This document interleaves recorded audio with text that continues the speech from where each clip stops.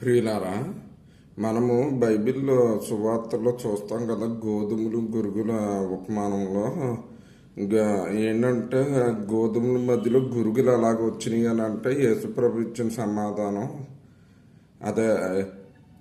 అది గురుగుల్ని అపవాదు విత్తాడని చెప్పి గోధుమలు రాజ్య సంబంధులు, గురుగులు అపవాద సంబంధులు అని చెప్పి అలాగ. అవునండి, ఇప్పుడు అది జరుగుతుంది. గోధుమల మధ్యలో అంటే విశ్వాసుల మధ్యలో గురుగులు లాంటి వాళ్ళు వచ్చి చేరారు సంఘములో. అవునండి, ఎలాగంటే సాతాను తన దూతలను సంఘములో ప్రవేశపెట్టి ఏంటంటే వీళ్ళు ఏదైతే చెప్తున్నారో సువార్త, క్రీస్తుని గూర్చిన సువార్త, అది అబద్ధము. ఏంటంటే ఆయన మరణించలేదు, సిలువ వేయబడినది నిజమే, కానీ తండ్రి అయిన దేవుడు అతన్ని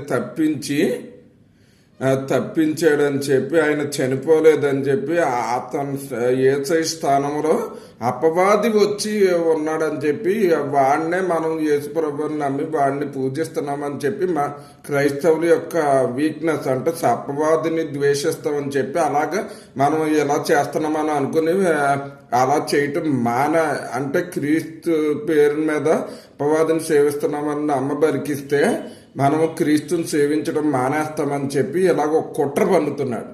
అలాగా ఏంటంటే ముస్లిం మత గ్రంథాల్లో ఏంటంటే జీసస్ పేరు ఈసా అని ఉంటుంది. అలాగే ఆయన పేరు యేసు కాదు, ఈసా అని చెప్పి అలాగే ఏదైతే ఇప్పుడు యూదులుగా పిలువబడుతున్నారో వాళ్ళు హెబ్రీలు మనమందరము ఆత్మీయ యూదులమని చెప్పి ఇలాగ మనమే ఇప్పుడు యూదులమని, వాళ్ళకు యూదులు కాదని వాళ్ళు హెబ్రీలని, వాళ్ళు మనమే నిజమైన వారసులు, మన అసలు అబ్రహాము వారసులు వాళ్ళు కాదని చెప్పి ఇలాగ ఎంతో తప్పుడు బోధ చేస్తున్నారండి. కాబట్టి మీరు ఇవన్నీ గమనించుకుని ఏంటంటే పౌలు చెప్పినట్టుగా వాళ్ళు ప్రకటించిన సువార్త కాకుండా మరి యొక్క సువార్త ఎవరైనాను ప్రకటిస్తే వాడు శాపగ్రస్తుడు అవుతాడని, అలాగే అది విశ్వసించిన వారు కూడా శాపగ్రస్తులు అవుతారని చెప్పిన ప్రకారంగా మీరు అలాగే శాపగ్రస్తులు కాకుండా ఉండాలని, అలాగే ఇశ్రాయేలీలను ఎవరైతే దూషిస్తారో వాళ్ళు శపించబడతారని చెప్పినట్టుగా వీళ్ళ మాటలు విని ఇశ్రాయేలీని ద్వేషించడం మొదలుపెట్టి అలాగే